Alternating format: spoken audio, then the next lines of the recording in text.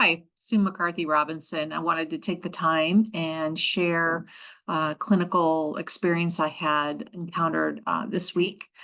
This case was about a patient that was diagnosed with a conversion disorder.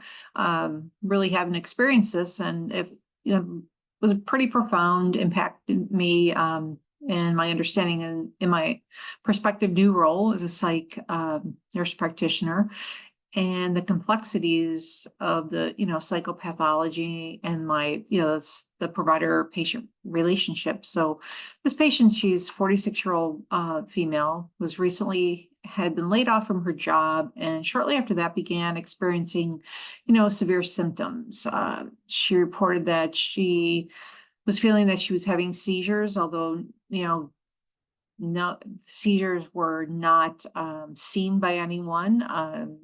Her mom was very close to her, never saw any seizure activity.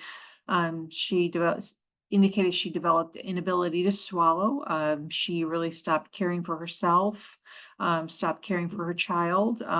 It became pretty bad that Child Protective Services took her child from her. She was refusing any medications. She was reluctant to eat or drink. She appeared trapped in this cycle of psychological and physical distress.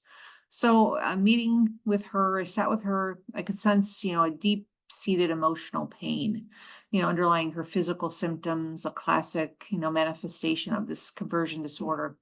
Her symptoms were very real to her, and I had to tread, carefully, understanding that she truly believed her seizures were physically based. This interaction highlighted the importance of empathy and validation as, approaching her with, skepticism could have shut her down any chance of building any trust. So one of the most challenging parts of this case was respecting her autonomy while wanting to support her through a distressing, and debilitating experience. She was struggling with the loss of her job and the loss of her child, both of which were critical to her sense of identity, and purpose. Her refusal of medication and her difficulty with eating or drinking put me in a position where I had to, carefully weigh my words, knowing that any suggestion that she wasn't trying hard enough would damage our relationship. So this experience reinforced my understanding of how a patient's belief system around illness and treatment can profoundly, affect engagement, especially in conditions like, conversion disorder, where the symptoms are rooted in trauma and stress rather than physical causes. My strengths in empathy and patience were crucial in this encounter. I allowed her to space to express her fears and listened, without rushing to suggest solutions or undermine her experiences. However, I also became aware of limitations. My own internal frustration is feeling powerless to offer immediate relief or solutions.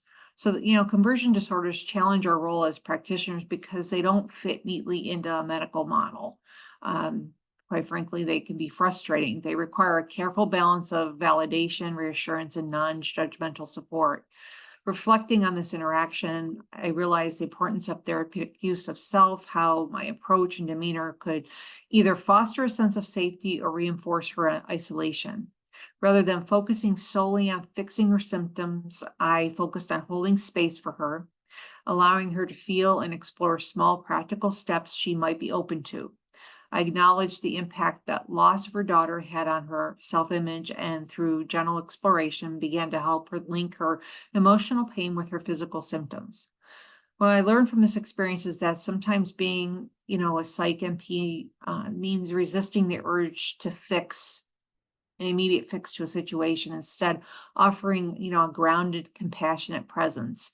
So in my future practice, I plan to apply this insight by reminding myself that therapeutic progress can come from simply building trust and slowly helping patients feel safe enough to explore the connections between their emotional and physical states. Thank you.